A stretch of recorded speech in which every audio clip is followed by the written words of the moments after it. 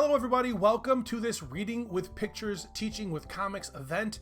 My name is Kallenborn. I am one of the co-founders of the LitX Collective, a group of educators and educational professionals looking to help teachers teach with 21st century literacies. It is my pleasure today to announce to you this kind of sort of panel we put together. Not necessarily a panel. We reached out to a lot of our educator friends and educator professional friends and asked them about how they pair graphic novels with traditional texts or other graphic novels, because one of the more popular ways to use a graphic novel is just not as a standalone text, but pairing it with something that goes really well together. So this, what we are calling dynamic duos, effectively using graphic novels as mentor text, is going to bring you a bunch of educators and educational professionals talking about texts that they've used successfully in their classroom to not only give you ideas to use those texts, but also to just give you ideas to brainstorm so you can bounce off, go from there, and use those texts in those sorts of ways. So without further ado, I present to you dynamic duos, effectively using graphic novels as mentor texts. Enjoy. Well, for my money, nobody does better intros to videos like this than Kallenborn. Well, okay, agree to disagree. Oh, everybody, didn't see you there. My name's Kallenborn. I am a high school teacher and administrator, been in high school teaching for over 15 years now, and I'm here to tell you about a couple pairings that have worked for me in my classrooms. First thing I'm going to tell you is when I was teaching AP language, one of the books we read was Truman Capote's In Cold Blood. And randomly, at a bookstore, I ran into this graphic novel called Capote in Kansas.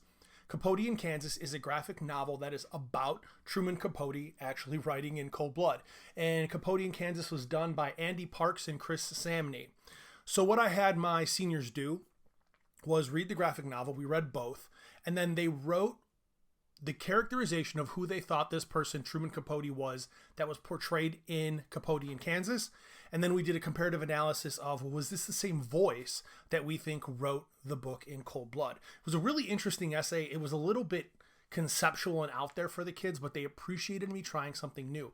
And if I wasn't just in a random used bookstore looking through the graphic novels, I would have never knew Capote in Kansas even existed. So my first tip for you there is just get out and try to find new things. Just go to your local bookstore, used bookstore, and look through graphic novels and see the things that stand out to you and ask, can I pair this with something I do? The second thing I'm going to talk to you about is how I've paired two graphic novels and a film. And that is with really, I don't know, maybe sophomores and up, because the topic is a little heavy, and that's Hurricane Katrina. I like to use Josh Neufeld's AD, Hurricane Katrina, AD New Orleans After the Deluge. It's about Hurricane Katrina, and that's he interviewed some survivors and then created a graphic novel based on that, so it's news reporting. And then Don Brown did a nonfiction graphic novel about Hurricane Katrina called Drowned City, which is a little bit more just factual items, where Josh Neufeld's book is like firsthand accounts of it. So both of those tell an interesting part of what happened at Katrina. And then I also put in there parts of Spike Lee's documentary When the Levees Broke, because that is also a really moving piece of what happened in Katrina. And I know Katrina wasn't that long ago for a lot of us, but for our students, they were babies. And a lot of them have no idea how devastating Hurricane Katrina really was.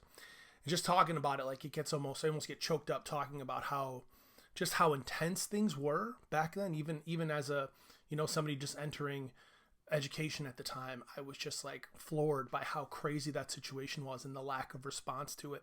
And when you have these conversations with the students, it really opens up a lot of like, this happened, like they won't know. You'd be surprised at how many of your students have no idea what happened from the events of Hurricane Katrina. So pairing those two graphic novels with that film really does and of course there's tons of articles written about it that you can use in short stories, but I like to pair those three where we're not reading a traditional book while we talk about Hurricane Katrina, and I've had great success with all of those. So there's my two pairings for you. The graphic novel Capote in Kansas with In Cold Blood, and then the graphic novels AD After the Deluge, Hurricane Katrina by Josh Neufeld, and Don Brown's Drowned City, along with Spike Lee's film When the Levees Broke. And you can, if you have questions for me or want to see some of the stuff I've done, I am theothercomicbookteacher.com on them internets, and then I am at comics_teacher on Twitter and Instagram. Enjoy the rest of these pairings. There's some great ones coming up. Hi, my name is Taylor Burmeister, and I'm an English language arts teacher at Shepherd High School. I currently teach AP Language, graphic novels, and Man Myth Monster. I've also taught 9th grade English. For this, I'm going to be talking about a graphic novel that I've paired with another text in a class that's not my graphic novels class.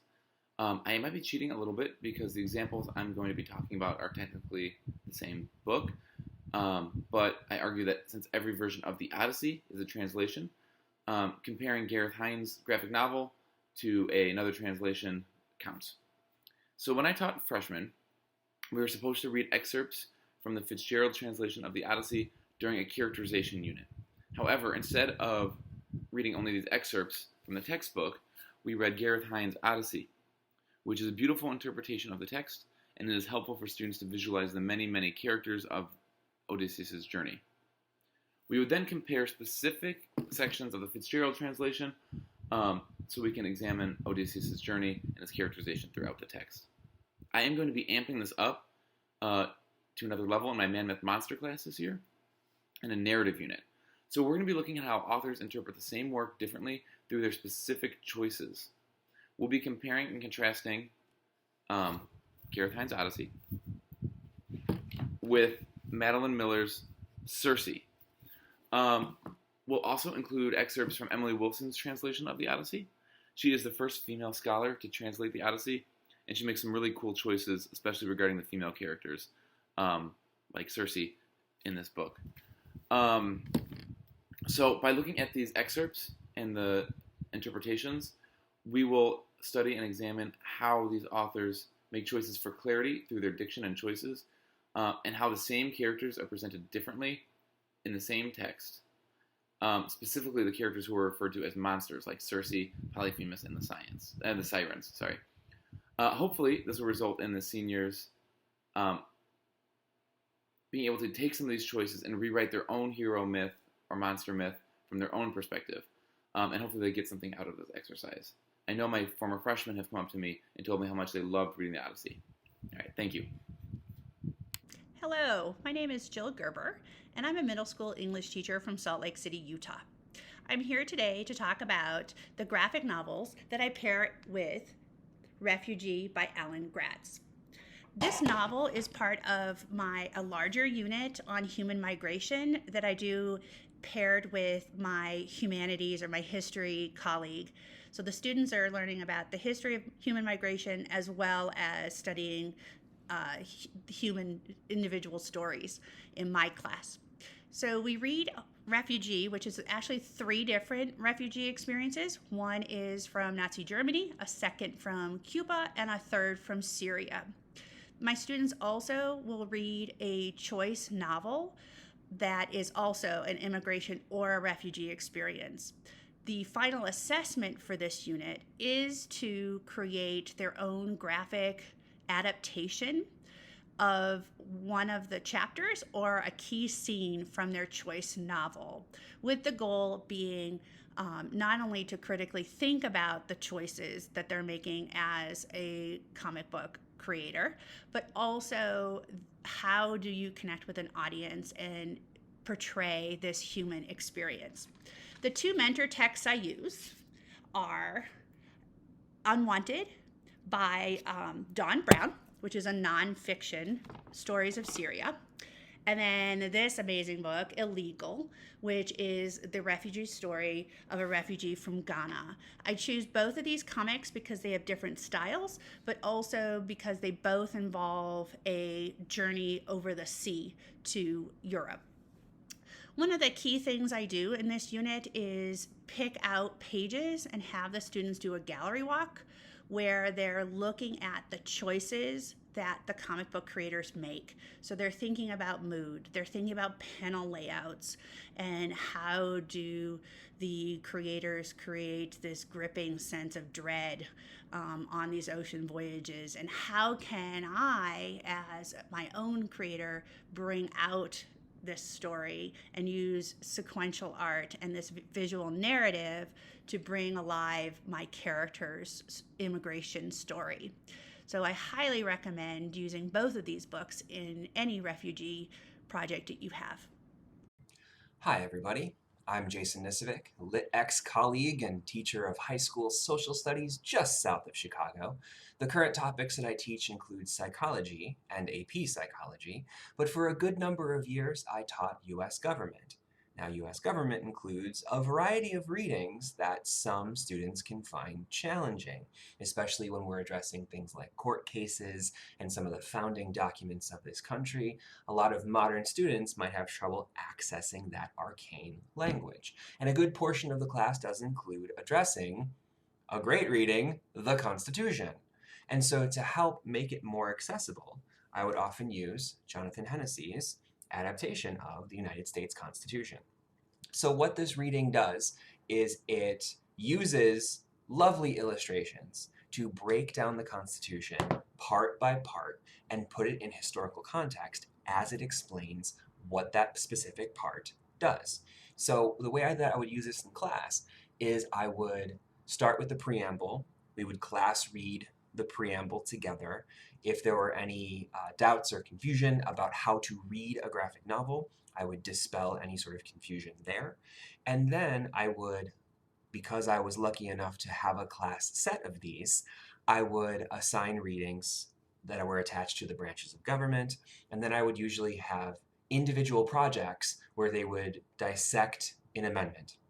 And then each student would present based on the findings and the assistance they had from the graphic novel. I've had a lot of feedback about that, and I've given students the option of using either the Constitution itself, a simplified version, or the graphic novel, and across the board, the vast majority of students prefer the graphic novel. Hi, my name is Kaitlyn Roach. And I'm Brook Williams. And we both teach 10th grade at Bear Creek High School in Lakewood, Colorado. So over the last few years, we've decided to incorporate comics and graphic novels into our classroom, and one of our favorites that we've done over those last few years has been March. So we recently paired this unit with our civil disobedience unit. So some of our central texts are speeches from civil disobedience activists such as Killer Mike, Greta Thunberg, and Emma Gonzalez. And so we read and analyze these speeches, kind of looking for rhetorical devices and really analyzing the big thematic concept of civil disobedience. And then we pair that with March, where kids study that same theme through John Lewis. And this book really gets that theme across well to them. And it also just starts to introduce them to that art form of graphic novels. And it makes that kind of heavy theme really accessible to them. And then once we have talked about themes and sort of introduced how to read graphic novels and how to look at those and read them differently than you would a novel, then we move into Great Expectations, where we read excerpts from the book and then compare those to the manga classics of Great Expectations. And what we do there is we start working on that upper level skill of evaluation, and the students start evaluating these coming of age ideas and how the story is told through two different mediums, and then think about which one helps them understand the story better, which one conveys that message of coming of age better, and overall uses that skill, those upper level skills of application and evaluation.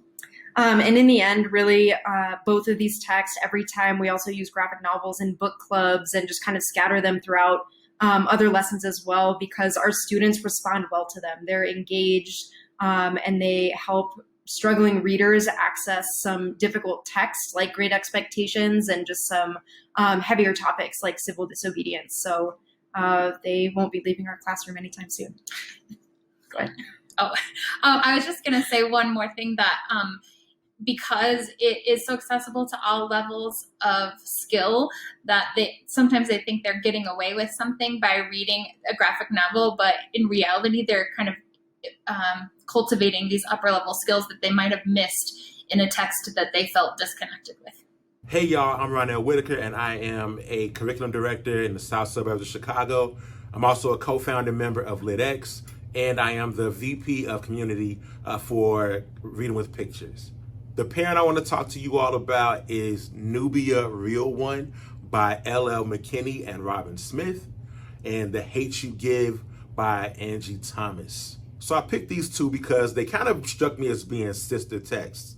They both have black female protagonists, both center around protagonists who are trying to find themselves in the world, in some ways having to hide who they are, and then also ultimately deciding to use their power to do good. So Nubia Real One is the story of Nubia. Now, a lot of my comic book historians and comic nerds out there probably know that Nubia is Wonder Woman's black twin sister.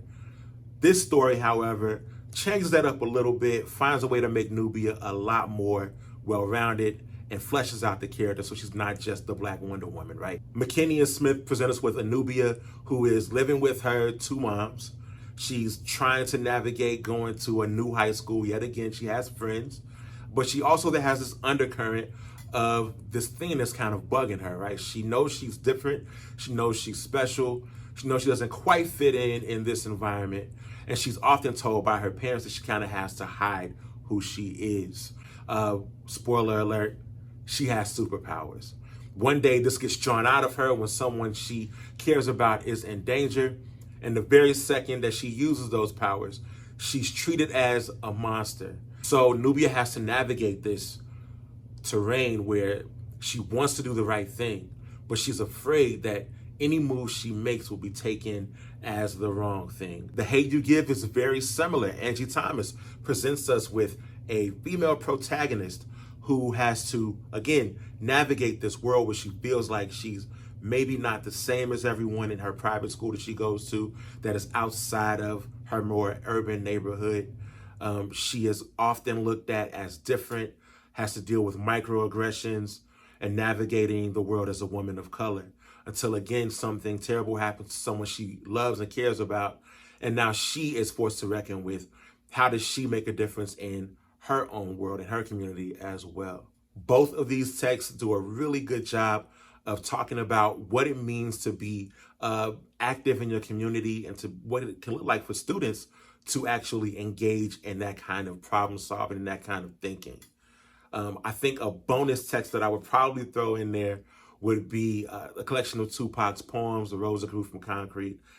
Given that The Hate U Give does a lot of talk around some of the more politically active content in Pac's lyrics. And I think that they would pair really well with both of those texts and give us an opportunity to look at activism through art and from a different perspective and from a different medium. I would say between the comic, that text, and the poetry / songs, you could have some really rich discussion with your students and they would be just as engaged.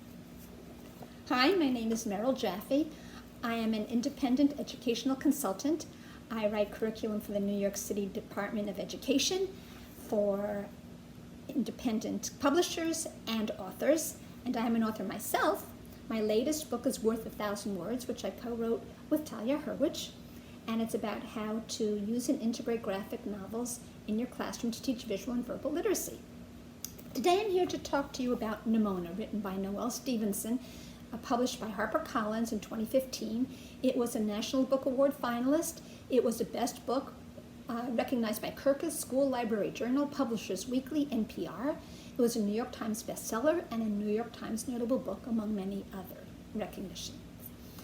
It is about Nimona, a confident, somewhat snarky, but often inspiring shapeshifter who becomes supervillain Lord Ballister's sidekick.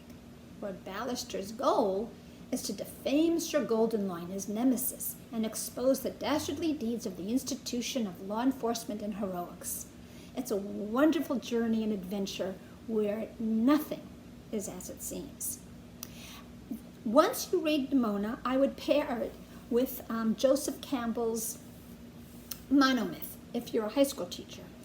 If you're a middle school teacher, I would pair it with Mary Henderson's adaptation of the hero and the hero's journey as espoused by Campbell. And you can find that in an article she wrote for Muse magazine, published by Smithsonian in 1997, called Star Wars, It's Just Another Myth.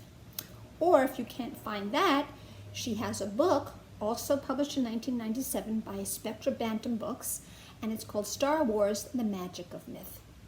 After reading these works, I would first come up with a class definition of hero with my class, and then discuss how that definition does or doesn't fit with Campbell's hero definition in his hero's journey, where the hero is born but raised by someone else and is called to an adventure which he or she refuses to go on, and somehow is found by some mentor who teaches him or her certain skills, survival skills, and he or she undergoes training ordeals, challenges difficulties, and finally feels able to face the original call to adventure, performs valiant, heroic, daring deeds, and returns a hero.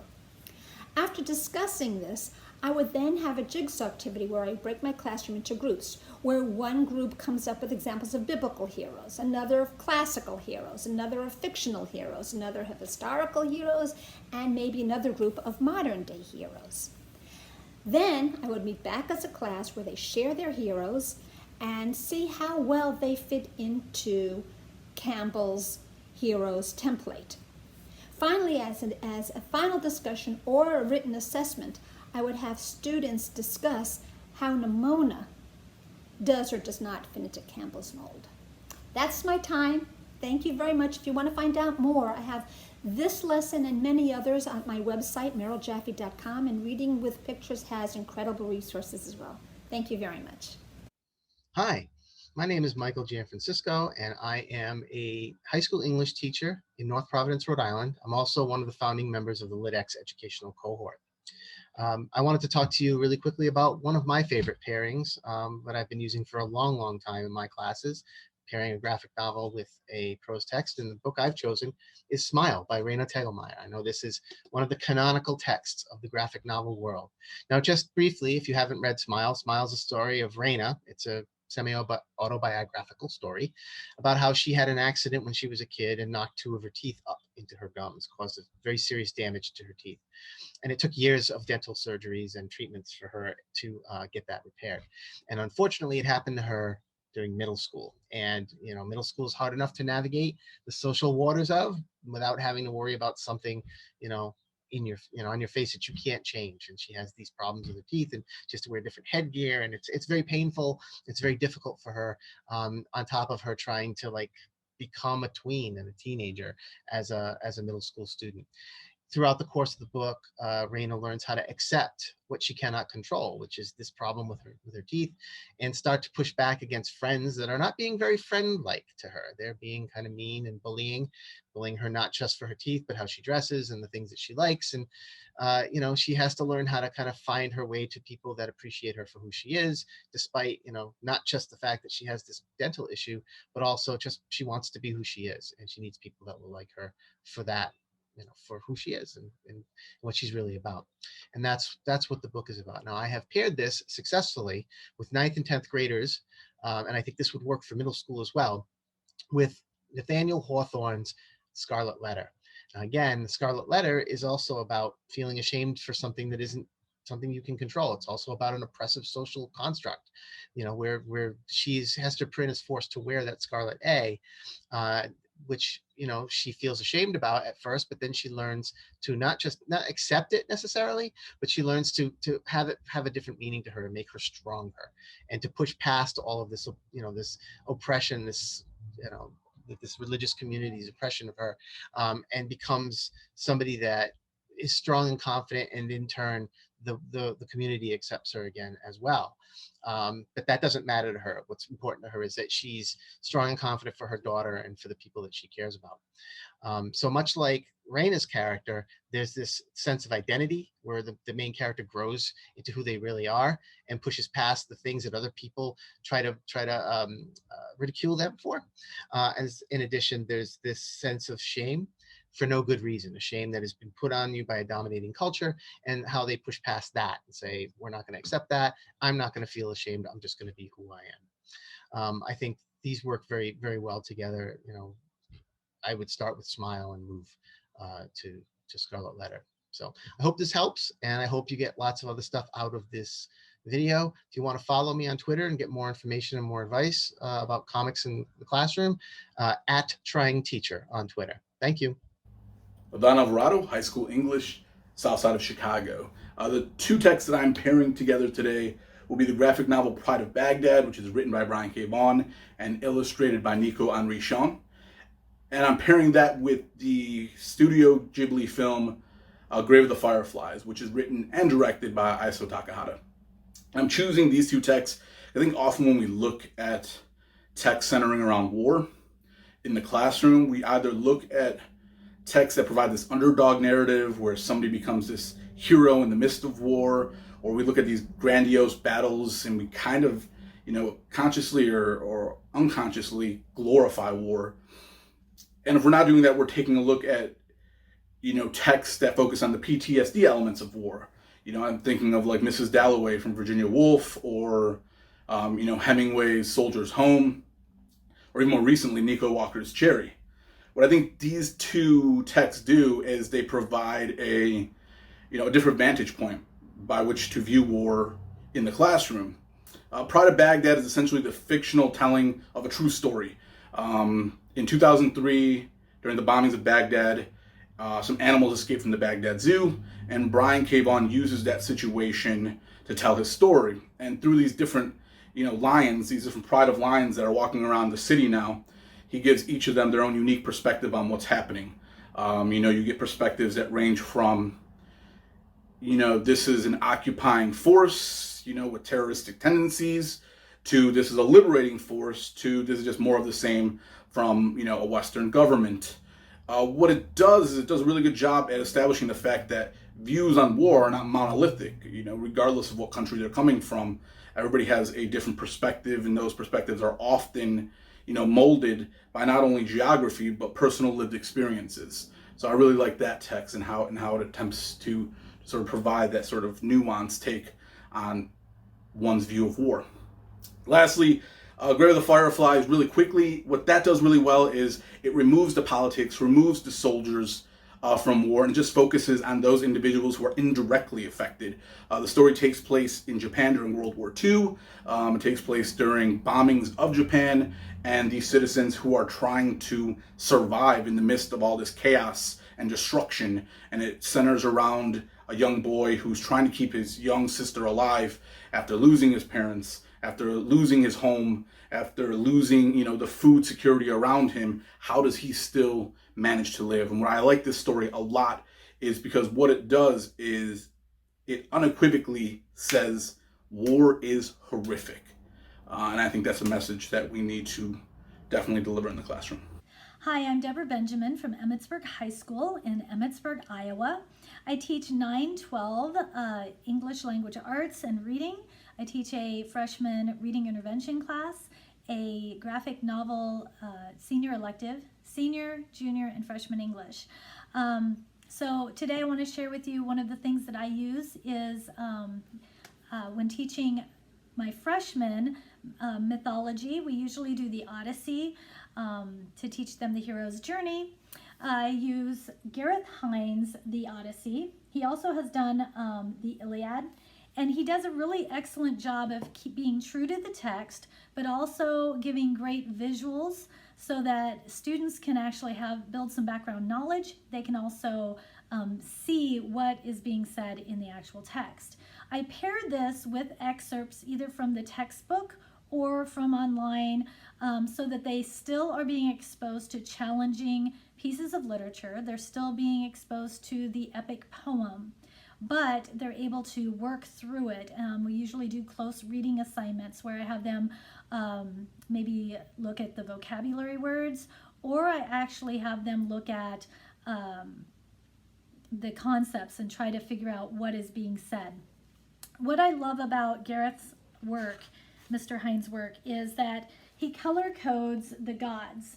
So whenever they show up in the story, the kids know that Athena is actually on the scene because she is outlined in blue. Zeus is gold, Poseidon, like on the cover, is green. So when like Athena shows up and she's disguised as a soldier or a traveler, or she's disguised as something else, the kids automatically know that's Athena, and they're able to visualize that. It's something that they would not have been able to pick up in the original text. So I hope this is something that you could also be able to incorporate in your classroom as well. And there you have it. Dynamic duos effectively using graphic novels as mentor text, part of this Reading with Pictures, Teaching with Comics event. We hope you enjoyed that and got some great ideas from it. Once again, I'm Eric Kallenborn. You can find me on Twitter at comics_teacher. If you have any questions for me and what we do here at LitX, who's at WeAreLitX on Twitter, follow LitX, follow Reading with Pictures, follow us all, because we are all trying to do what's best for teachers. Have a great day.